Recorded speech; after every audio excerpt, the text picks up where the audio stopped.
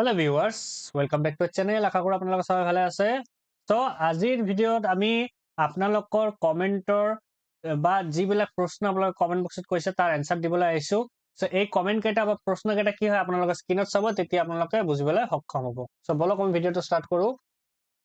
So আজিৰ আমাৰ first যেটো কমেন্ট বা প্ৰশ্ন আমি বেছি দেখিবলৈ পাইছে, এই কমেন্টটো হৈছে যে স্যাৰ মোৰ নামটো প্ৰথম মেধাৰ তালিকাত আহিছে।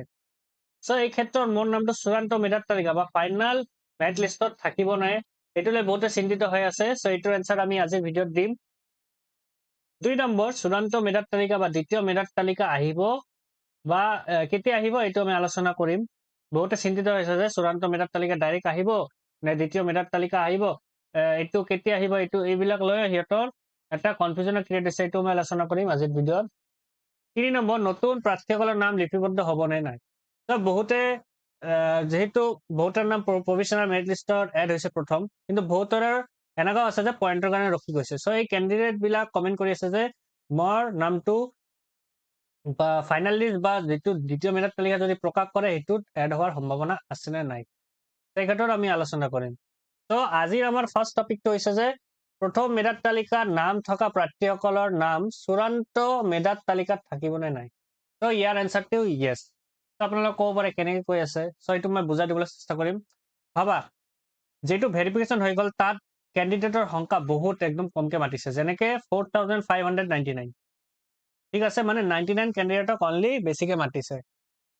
সো এই ক্ষেত্ৰত আপোনালোকে চিন্তাই কৰিব নালাগে যে মোৰ নামটো প্ৰথম মেধাৰ তালিকাত আহিছে মানে কি আমাৰ নামটো ফাইনেল লিষ্টত নাহিব পাৰে। এই ক্ষেত্ৰত আপোনালোকে বহুতে কনফিউজনত হৈ আছে যে মোৰ নামটো মেধাৰ তালিকাত প্ৰথম মেধাৰ তালিকাত আহিছে, চূড়ান্ত মেধাৰ তালিকাত নাহিব পাৰে কিয়নো মই বৰ্ডাৰ লাইনত আছো। এই ক্ষেত্ৰত আপোনালোকে চিন্তাই কৰিব নালাগে, বৰ্ডাৰ লাইনত থাকিলেও আপোনালোকৰ নামবিলাক কাটি যাবৰ সম্ভাৱনা একদমেই কম, ঠিক আছে। আৰু আপোনালোকে ৰেডি হৈ থাকক, আপোনালোকক আশা কৰো নামবিলাক আপোনালোকে চূড়ান্ত মেধাৰ তালিকাত দেখিবলৈ পাব। তো বুজি পালে, যিহেতৰ নাম প্ৰথম মেধাৰ তালিকাত প্ৰকাশ পাইছে সিহঁতে চিন্তাই কৰিব নালাগে, সিহঁতৰ নামবিলাক চূড়ান্ত মেধাৰ তালিকাত প্ৰকাশ হৈ যাব আৰামছে। 2 নম্বৰ চূড়ান্ত মেধাৰ তালিকা বা দ্বিতীয় মেধাৰ তালিকা কেতিয়া আহিব। সো এইটোলৈ এটা কনফিউজন কি হৈছে, বহুতে কৈ আছে আমি দ্বিতীয় মেধাৰ তালিকাত আগতে দিব তাৰপিছত চূড়ান্ত মেধাৰ তালিকাত দিব, আৰু বহুতে কৈ আছে ডাইৰেক্ট চূড়ান্ত মেধাৰ তালিকা প্ৰকাশ কৰিব। তো এই ক্ষেত্ৰত আমি কিবা ক'ব নোৱাৰো DEE বা গভৰ্ণমেণ্টে কি ভাবি লৈছে, কিন্তু যেহেতু এডুকেশ্যন মিনিষ্টাৰ ছাৰে মই এটা পোষ্ট দিছো আপোনালোকে চাব, ইয়াতে কৈছিল যে আমি কি কৰিম, প্ৰথম মেধাৰ তালিকা প্ৰকাশ কৰিম, তাৰপিছত গ্ৰিভেন্স দিম, তাৰপিছত আমি কি কৰিম ডাইৰেক্ট চূড়ান্ত মেধাৰ তালিকাত প্ৰকাশ কৰিম। সেই ক্ষেত্ৰত সিহঁতৰ কথাটো এনেকা লাগি আছে যে সিহঁতৰ কথাটো ডাইৰেক্ট হ'ব পাৰে যে চূড়ান্ত মেধাৰ তালিকা ডাইৰেক্ট প্ৰকাশ কৰিব পাৰে, ঠিক আছে। আৰু বহুতে কৈ আছে যে দ্বিতীয় মেধাৰ তালিকা প্ৰকাশ কৰিলে কাট অফটো মানে কি হবে কম যাব। এই ক্ষেত্ৰত মই আপোনালোকক বুজাই দিব চেষ্টা কৰো, কাট অফ কমা বা নকমা এইটো ডিস্ট্ৰিক্ট ওয়াইজ ষ্টুডেন্টৰ ওপৰত ভিত্তি কৰি হ'ব। সিহঁতৰ যদি ভাবা কোনোবা ডিস্ট্ৰিক্টত গ্ৰিভেন্স যেটো দিছে সিহঁতৰ মাৰ্কটো বেছি থাকিলে সেইবিলাক এড হৈ গ'ল, কাট অফটো এনে বাঢ়ি যাব পাৰে। সেই ক্ষেত্ৰত দ্বিতীয় মেধাৰ তালিকা বা তৃতীয় মেধাৰ তালিকা দি লাভ নাই। যদি সেই ডিস্ট্ৰিক্টত ক্যান্ডিডেটৰ সংখ্যা কম থাকে বা যেটো সিহঁতৰ সিলেকশন কৰিব দিছিল পোষ্ট, সেই ক্ষেত্ৰত ভিত্তি কৰি যদি কম ক্যান্ডিডেটে থাকে সেই ক্ষেত্ৰত কাট অফ কম যাব পাৰে কিছুমান ডিস্ট্ৰিক্টৰ ক্ষেত্ৰত। মই আগতে কৈ আছো যে কিছুমান ডিস্ট্ৰিক্টত পইণ্ট লৈকে কমিব আৰু বহুত ক্যান্ডিডেট এড হোৱাৰ সম্ভাৱনা থাকিব। তো আপোনালোকে এইটোলৈ টেনশন নাথাকিব যে চূড়ান্ত মেধাৰ তালিকা দিলেই যে কাট অফটো কম হ'ব বা দ্বিতীয় মেধাৰ তালিকা দিলেই যে কম হবে এইটো নহয়।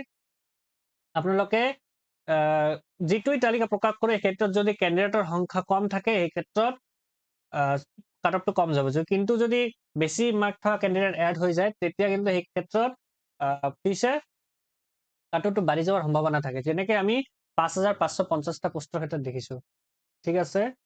বুজি পালে আশা কৰো।